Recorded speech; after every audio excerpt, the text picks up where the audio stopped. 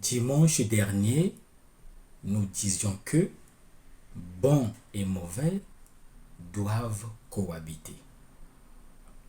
Le jugement définitif appartient uniquement à Dieu et non à nous les hommes. Laissons à Dieu ce qui lui appartient. Nos données sont incomplètes pour juger les personnes. Nous célébrons aujourd'hui le 17e dimanche ordinaire de l'année liturgique A. Ce dernier est centré sur l'annonce du royaume de Dieu, c'est-à-dire la Basileia de Déo. Cette annonce du royaume des cieux, cette fois-ci, place l'homme dans une situation de discernement. Le royaume des cieux est à construire au jour le jour, je dirais même de minute en minute. Il colle à la vie. La première lecture et l'évangile nous amènent à méditer sur la capacité de discernement. Telle est la thématique de ce dimanche. La première lecture, le livre des rois, fait référence au rêve de Salomon à Gabaon. Nous avons deux interlocuteurs, Yahvé et Salomon. Notre texte introduit un dialogue ouvert par une phrase impérative. Demande-moi ce que tu veux et je te le donnerai. En effet, Salomon est élu roi. Il reconnaît son impuissance humaine et la confesse devant Dieu. Salomon vit son intronisation comme un fardeau et sa royauté comme une entreprise apparemment sans issue. Sa confession est comparable à celle du prophète Jérémie qui réfléchit à sa propre limitation face à l'appel de Yahvé. Jérémie chapitre 1, verset 6, Jérémie chapitre 15, verset 10. En même temps, sa prière manifeste la confiance. Elle s'avère crédible, car Laurent s'interroge sur lui-même et admet sa propre dépendance. Celui qui s'abandonne entre les mains de Dieu ne peut être déçu. Et l'apôtre Paul dira dans l'épître aux Romains, chapitre 5, verset 5, l'espérance ne trompe pas. En d'autres termes, la foi met entre parenthèses l'interrogation et l'exaucement. Celui qui demande avec foi reconnaît en même temps le pouvoir de Dieu de disposer de lui. Le roi Salomon demande le don de discernement, le cœur attentif qui sait gouverner, le cœur qui sait écouter. C'est ce que Salomon a toujours désiré. Quels sont nos désirs? Les désirs de la société actuelle sont nombreux. Par exemple, la perversion de la sagesse, l'idolâtrie de la raison à l'ère de la technologie, le manque de responsabilité et de paix. Sur quoi repose notre capacité de discernement? Sur la volonté d'écouter ou sur la volonté de ne pas juger correctement? Quelles sont les qualités que nous estimons le plus? Aujourd'hui, nous sommes invités à demander le don de discernement pour savoir gérer nos familles, nos foyers, les personnes qui nous sont confiées. Si Dieu nous apparaissait, nous étalerions immédiatement nos difficultés. Telle serait la première tentation. Seigneur, donne-moi l'argent. Seigneur, donne-moi un mari. Seigneur, donne-moi du travail. Seigneur, aide-moi à avoir le visa pour que j'aille en Europe. Notre prière se centrerait sur le verbe donner.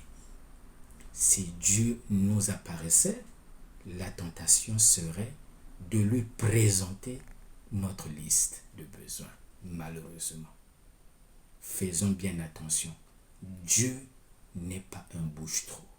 Or, Salomon demande la capacité de bien juger lorsqu'on fait appel à lui. Et cela équivaut à la sagesse du jugement de bien gouverner. C'est pourquoi le Seigneur exauce son vœu. Que faut-il pour gouverner un peuple? Un long règne, l'opulence, la mort de ses ennemis? Que faut-il pour gouverner une paroisse? Que faut-il pour gouverner une communauté religieuse? Que faut-il pour gouverner un diocèse? Salomon incarne cette capacité de discernement qui, dans l'Évangile, est invoquée en référence au royaume. Le passage évangélique proposé par la liturgie est la conclusion du chapitre 13 centré sur les paraboles. Dimanche dernier, Jésus, à travers 3 paraboles, mettait en garde la communauté contre les 3 risques, contre les 3 tentations. Avec la parabole de l'ivraie, Jésus mettait en garde la communauté contre la tentation d'être une communauté d'élus. Avec la parabole de la graine de moutarde, Jésus mettait en garde la communauté contre la tentation de l'esprit de grandeur. Et enfin, avec la parabole du levain, Jésus mettait en garde la communauté contre le découragement. Comme antidote à ces 3 tentations, Jésus invite au discernement. Dieu seul suffit. Et il le fait à nouveau avec des paraboles. Aujourd'hui, nous lisons 3 paraboles. Celle du trésor, celle de la perle précieuse et celle du filet.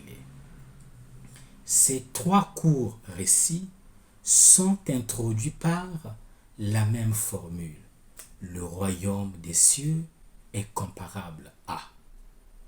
Une expression que l'on trouve que dans Matthieu, qui n'indique pas le paradis ou l'au-delà, mais la société que Jésus est venu réaliser sur terre.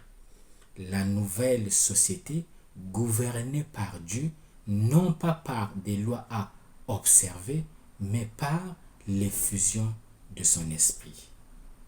Nous nous limiterons seulement à la parabole du trésor et de la perle précieuse. Les correspondances entre les 2 paraboles sont évidentes dans la superposition des termes. Les 3 moments fondamentaux de l'histoire sont marqués par les mêmes verbes: trouver, vendre, acheter. Les 2 paraboles concordent également avec le message de la première lecture pour inviter à reconnaître dans le royaume de Dieu la valeur suprême de la vie. En effet, l'image du trésor et de la perle précieuse est typique de la tradition sapientielle pour désigner la valeur incomparable de la sagesse et de sa recherche.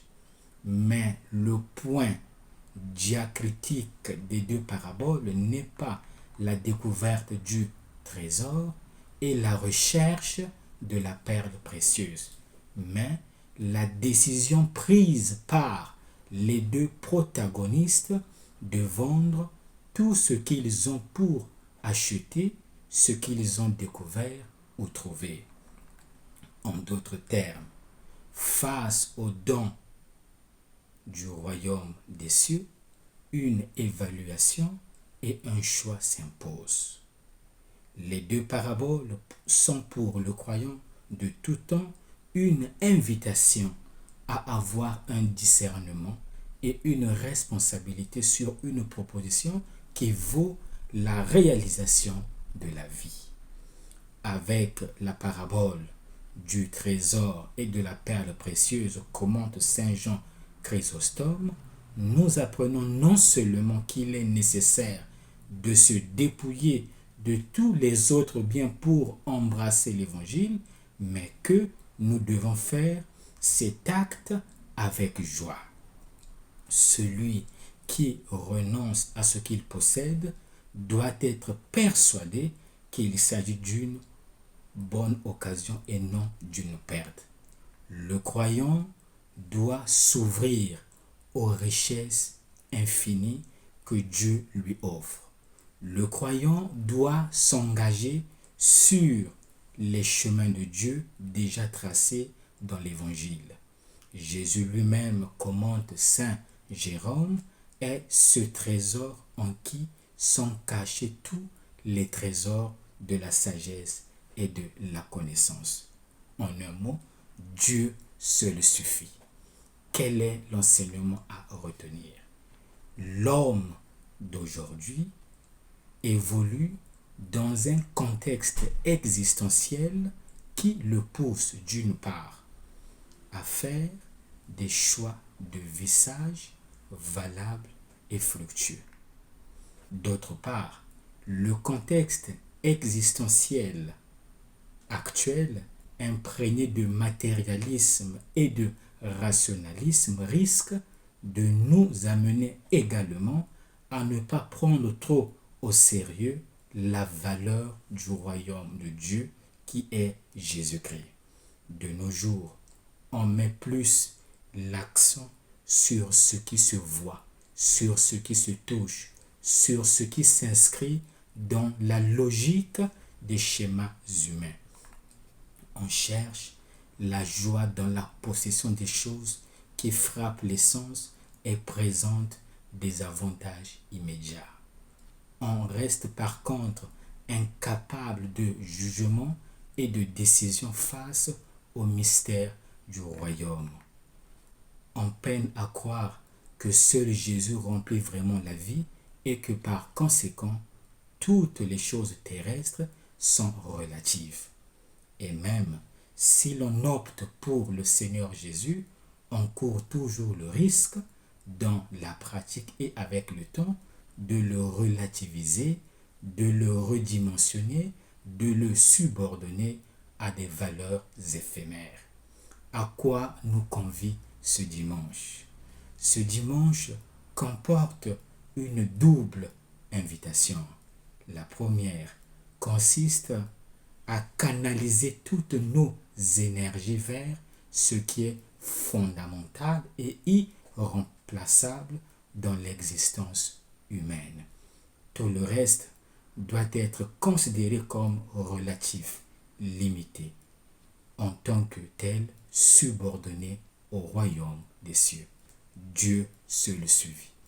La seconde invitation consiste à s'engager pour le royaume des cieux. La découverte de la perle précieuse pousse le négociant à vendre tous ses biens pour s'en emparer, renonçant même à être marchand. Car l'accueil du royaume requiert notre participation. Que nous reste-t-il à faire? Il ne nous reste plus qu'à conjuguer aujourd'hui deux verbes. Le premier verbe, se donner pour le royaume. Et le deuxième verbe, se décider pour Jésus-Christ. Les valeurs du royaume exigent un choix. Et toi, qu'attends-tu pour choisir? Bon dimanche et que Dieu vous bénisse.